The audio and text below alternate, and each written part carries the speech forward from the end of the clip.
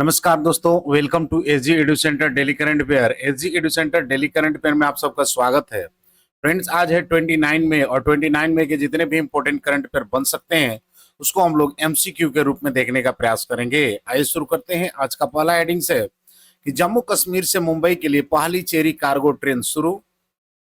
Second है कि गुजरात बना 100% रेलवे विद्युतीकरण प्राप्त करने वाला 24वां राज्य। थर्ड है कि केरल ने समुद्र में तेल रिसाव के कारण आपातकाल घोषित किया। फोर्थ है कि 2025 आईएसएसएफ जूनियर वर्ल्ड कप के पहले चरण में भारत ने पदक तालिका में शीर्ष स्थान हासिल किया। फिफ्थ है कि 46वां आसियान शिखर सम्मेलन 2025 मलेशिया में आयोजित। सिक्स्थ है कि भारत ने विश्व की सबसे ऊंचा रिजोल्यूशन मौसम पूर्वानुमान प्रणाली लॉन्च की। सेवेंथ है कि श्रीलंका सिविल सर्वेंट के लिए 9वां क्षमता निर्माण कार्यक्रम मंसूरी में शुरू।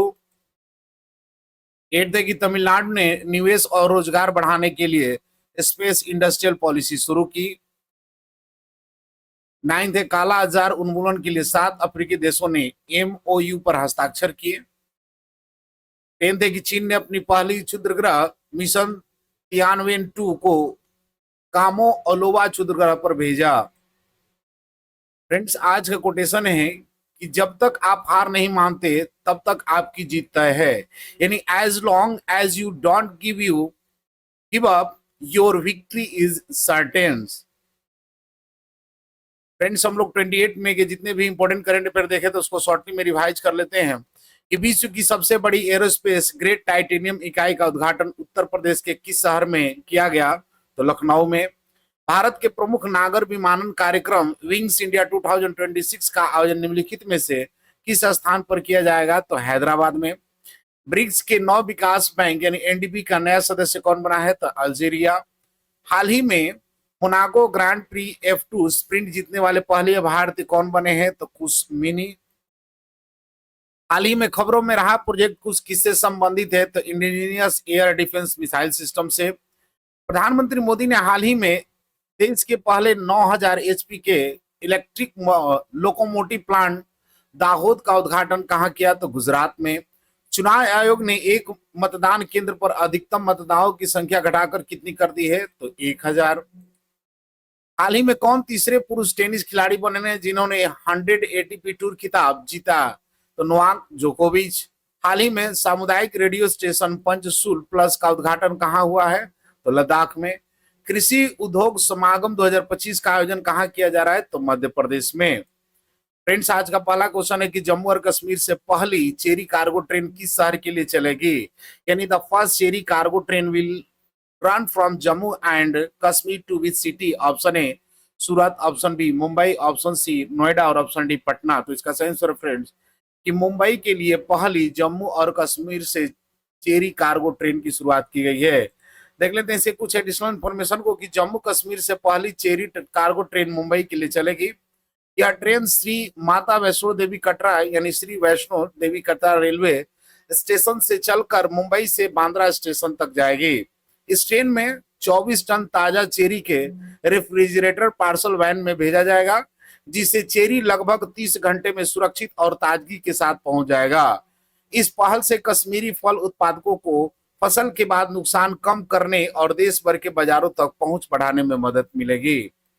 नेक्स्ट क्वेश्चन है कि हाल ही में किस राज्य ने अपने सभी रेलवे ट्रैक का 100% विद्युतीकरण कर 24वां राज्य बनने का गौरव प्राप्त किया है? यानी recently which state has become the 24th state to electrify 100% of its railway track? Option A Gujarat, option B Rajasthan, option C Uttar Pradesh और ऑप्शन डी मध्य प्रदेश। तो इसका सही आंसर फ्रेंड्स कि गुजरात जो है सभी रेलवे ट्रैक का 100% विद्युतीकरण कर 24वां राज्य बनने का गौरव प्राप्त किया है। देख लेते हैं इसके कुछ एडिशनल इन्फॉर्मेशन को कि गुजरात हाल ही में भारत का 24वां राज्य या केंद्र शासित प्रदेश बना है जिसने 100% रेलवे ट्रैक का विद्युतीकरण कर लिया। यह घोषणा प्रधानमंत्री नरेंद्र मोदी ने गुजरात के दाहोद इलेक्ट्रिक लोकोमोटिव फैक्ट्री के उद्घाटन के दौरान किया है। यह उपलब्धि भारतीय रेलवे के आधुनिकीकरण और हरित परिवहन की दिशा में एक महत्वपूर्ण कदम है। अब गुजरात 29 अन्य राज्य केंद्र शासित प्रदेशों की सूची में शामिल हो गया है, 24, जिन्होंने पहले ही पूर्ण रेलवे विद्युतीकरण प्राप्त कर लिया, जिससे भारत के 2030 तक नेट जीरो उत्सर्जन के लक्ष्य को समर्थन मिलेगा। नेक्स्ट क्वेश्चन है कि हाल ही में समुद्र में तेल रिसाव के कारण किस भारतीय राज्य ने आपातकाल घोषित किया है, यानी which state of the India has declare emergency due to the recent oil spill in the sea. Option A Kerala, option B Tamil Nadu, option C Gujarat और ऑप्शन डी महाराष्ट्र। इसका सही आंसर फ्रेंड्स केरला ने समुद्र में तेल रिसाव के कारण आपातकाल घोषित किया हुआ है। देख लेते हैं इसे कुछ एडिशनल इंफॉर्मेशन को कि केरल ने समुद्र के कार्गो जहाज MSC के डूबने के बाद बड़े तेल रिसाव के खतरे के कारण राज्यव्यापी आपातकाल घोषित किया है। जहाज पर 640 कंटेनर थे जिनके खतरनाक सामग्री और बड़ी मात्रा में डीजल व फॉरेंस ऑयल था, जिसने कुछ समुद्र में रिसने शुरू हो गया है। केरल सरकार ने राज्य भर में अलर्ट जारी किया है, तटीय जिलों को संभावित पर्यावरण नुकसान के बारे में चेतावनी दी है और मछुआरों को किनारे पर रहने की सलाह दी है। भारतीय तटरक्षक बल और नौसेना ने तेल रिसाव को नियंत्रित करने और समुद्री जीवन की रक्षा के लिए ऑपरेशन शुरू किया हुआ है। फ्रेंड्स केरल में हुआ तो देख लेते हैं केरल को मैप में। तो केरल जो है आपका साउथ इंडिया के स्टेट है जिसका कैपिटल तिरुवनंतपुरम है। सीएम की बात करें तो पिनराई विजयन है। गवर्नर राजेंद्र आर्लेकर्स हैं। लोकसभा की 20 और राज्यसभा की 9 सीटें हैं। स्टेट लेजिस्लेट की बात करें तो यूनिकैमरल स्टेट लेजिस्लेचर्स है। नेक्स्ट क्वेश्चन है कि 2025 आईएसएसएफ जूनियर वर्ल्ड कप के पहले चरण में पदक तालिका में शीर्ष पर कौन सा देश रहा, यानी which country topped the medal tally in phase 1 of the 2025 ISSF junior world cup. Option A India, option B China, option C America और ऑप्शन डी इटली। तो इसका सही आंसर फ्रेंड्स की इंडिया। यानी 2025 आईएसएसएफ जूनियर वर्ल्ड कप के पहले चरण में पदक तालिका में भारत शीर्ष स्थान पर रहा है। देख लेते हैं इसके कुछ एडिशनल इंफॉर्मेशन को कि 2025 आईएसएसएफ जूनियर वर्ल्ड कप के पहले चरण में भारत ने पदक तालिका में शीर्ष स्थान प्राप्त किया। भारतीय निशानेबाजों ने कुल 11 पदक जीते, जिसमें 3 स्वर्ण, 4 रजक और 4 कांस्य पदक है, जबकि चीन ने 4 पदक जीते हैं। इस प्रतियोगिता में 59 देशों के 638 निशानेबाजों ने भाग लिया, जिसमें भारत ने सबसे बड़े दल भेजा है। भारत की शानदार उपलब्धियों में महिलाओं की 25 मीटर पिस्टल और 10 मीटर एयर पिस्टल में स्वर्ण पदक भी शामिल है। नेक्स्ट क्वेश्चन है कि 2025 में 46वां आसियान शिखर सम्मेलन किस देश में आयोजित हुआ, यानी the 46th ASEAN summit 2025 was held in which country. Option A Malaysia, option B Thailand, option C Vietnam और ऑप्शन डी म्यांमार। तो इसका सही आंसर है फ्रेंड्स की मलेशिया में 46वां आसियान शिखर सम्मेलन का आयोजन किया गया है। देख लेते हैं इसके कुछ एडिशनल इंफॉर्मेशन को कि 46वां आसियान शिखर सम्मेलन 2025 कुआलालंपुर मलेशिया में आयोजित हुआ है। इस सम्मेलन की अध्यक्षता मलेशिया ने की और यह 26 मई 2025 को आयोजित हुआ। दक्षिण पूर्व एशियाई देशों के नेता समावेशिता और स्थिरता थीम के तहत क्षेत्रीय सहयोग पर चर्चा के लिए एकत्र हुए। सम्मेलन में आर्थिक एकीकरण, क्षेत्रीय शांति और सतत विकास को मजबूत करने पर जोर दिया गया है। फ्रेंड्स एशियान शिखर सम्मेलन है तो एशियान को देख लेते हैं कुछ महत्वपूर्ण पॉइंट को कि आसियान यानी association of south Asian Nations की स्थापना जो है 8 अगस्त 1967 को हुई थी। इसके पूर्व में 5 संस्थापक सदस्य थे, इंडोनेशिया, मलेशिया, फिलीपींस, सिंगापुर और इंग्लैंड। वर्तमान में इसके सदस्य देशों की संख्या 10 है। Indonesia, Malaysia, Philippines, Singapore, Thailand, Brunei, Vietnam, Laos, Myanmar और कंबोडिया है। इसका उद्देश्य है कि क्षेत्र शांति और स्थिरता को बढ़ावा देना, आर्थिक, सामाजिक और सांस्कृतिक सहयोग को मजबूत करना है तथा आपसी समझ और साझेदारी को बढ़ावा देना। आसियान चार्टर की बात करें तो 2007 में हस्ताक्षरित इस चार्टर ने आसियान को एक कानूनी संस्था बना दिया है। आसियान आर्थिक समुदाय यानी एईसी की बात करें तो इसका उद्देश्य एक साझा बाजार और उत्पादन क्षेत्र बनाना ताकि आर्थिक एकता मजबूत हो। गैर हस्तक्षेप नीति की बात करें तो आसियान का सिद्धांत है कि वह किसी सदस्य देश के आंतरिक मामले में हस्तक्षेप नहीं करता है। संवाद साझेदारी की बात करें तो आसियान के दुनिया के प्रमुख देश जैसे भारत, चीन, अमेरिका, जापान, ऑस्ट्रेलिया आदि से विशेष संबंध है। आसियान समिट में बात करें तो यह शिखर सम्मेलन हर 2 वर्ष में आयोजित होता है, जिसमें नेताओं के बीच क्षेत्रीय और वैश्विक मुद्दों पर चर्चा होती है। मुक्त व्यापार समझौते की बात कर तो आसियान ने कई देशों के साथ FTA free trade agreement sign किए ताकि व्यापार को बढ़ावा मिल सके। आसियान विजन 2025 इसका लक्ष्य है कि एक लचीला, समावेशी और जनता केंद्रित आसियान समुदाय बनाना है। नेक्स्ट क्वेश्चन है कि निम्नलिखित में से किस देश ने विश्व की सबसे ऊंची रिजोल्यूशन वाले मौसम पूर्वानुमान प्रणाली शुरू की है, यानी in which of the following countries of the world highest resolution weather forecasting system was launch. Option A India, option B China, option C Britain और ऑप्शन डी ब्राजीलिया। तो इसका सही आंसर है कि इंडिया ने विश्व की सबसे ऊंचे रिजोल्यूशन वाले मौसम पूर्वानुमानी प्रणाली की शुरू की है। देख लेते हैं इसे कुछ एडिशनल इंफॉर्मेशन को कि भारत ने विश्व की सबसे ऊंची रिजोल्यूशन मौसम पूर्वानुमान प्रणाली भारत फोरकास्टिंग सिस्टम लॉन्च किया है। यह प्रणाली 6 किलोमीटर इंटू 6 किलोमीटर ग्रिड का उपयोग करती है, जो अब तक की किसी भी वैश्विक मौसम मॉडल में सबसे अधिक है। इसे पुणे स्थित भारतीय उष्णकटिबंधीय मौसम विज्ञान संस्थान यानी IITM ने विकसित किया है और सुपर कंप्यूटर आर्का द्वारा संचालित किया गया है, जिसे गांव और पंचायत स्तर तक सटीक और स्थानीय पूर्वानुमान संभव हुआ है। इस लॉन्च के साथ भारत एकमात्र देश बन गया है जो इतनी ऊंची रेजोल्यूशन वाले मौसम वैश्विक मौसम पूर्वानुमान प्रणाली का वास्तविक समय में संचालन करता है। नेक्स्ट क्वेश्चन है कि हाल ही में श्रीलंकाई सिविल सर्वेंट के लिए नवा क्षमता निर्माण कार्यक्रम कहां शुरू हुआ, यानी where has the 9th capacity building programme for Sri Lanka civil servant started recently. Option A Bengaluru, option B Mysore, option C new Delhi और option D none of this. तो इसका सही आंसर फ्रेंड्स मैसूरी में श्रीलंका सिविल सर्वेंट के लिए नवा क्षमता निर्माण कार्यक्रम शुरू किया गया है।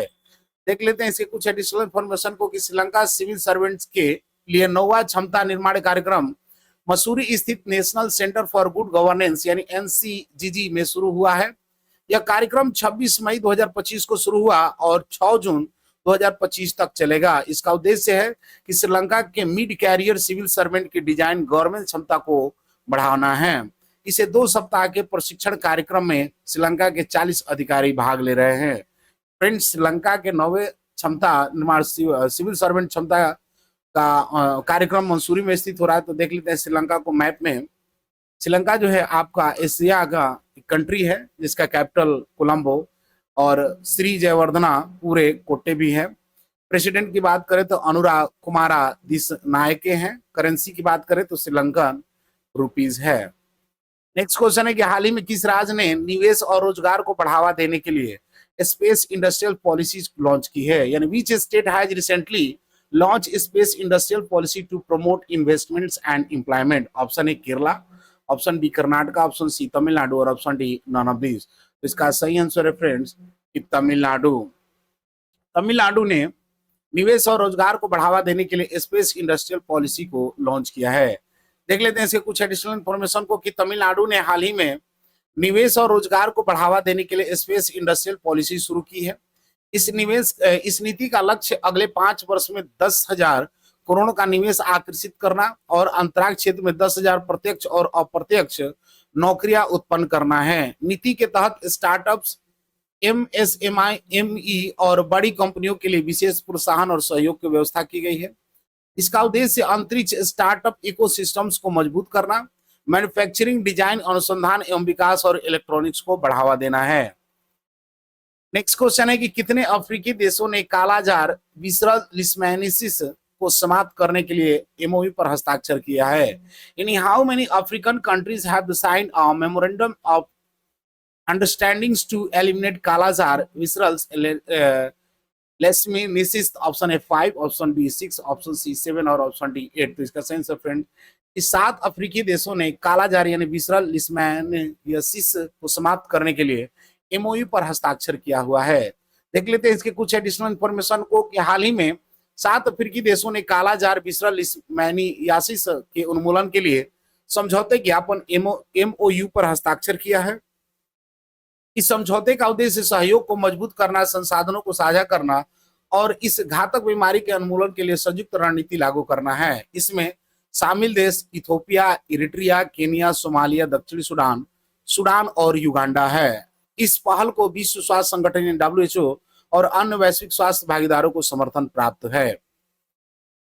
नेक्स्ट क्वेश्चन और आज का अंतिम क्वेश्चन है कि चीन अपनी पहली क्षुद्र ग्रह मिशन यानी एस्टेरॉयड्स मिशन ताइवान टू किस क्षुद्रग्रह पर भेजेगा, यानी which asteroid will China's launch the first asteroids missions in वेने two. Option A Kamooalewa, option B Ryugu, option B Bennu और ऑप्शन डी इतकोवा। तो इसका सही आंसर है फ्रेंड्स कुंभलेवा, यानी चीन अपनी पहली क्षुद्रग्रह तियानवेन को पृथ्वी के निकट क्षुद्रग्रह कामो ओलवा पर भेजेगा। कामो ओलोवा पृथ्वी का एक छोटा क्वासी सैटेलाइट है और इस मिशन का उद्देश्य वहां से सैंपल लाकर पृथ्वी पर वैज्ञानिक अध्ययन करना है।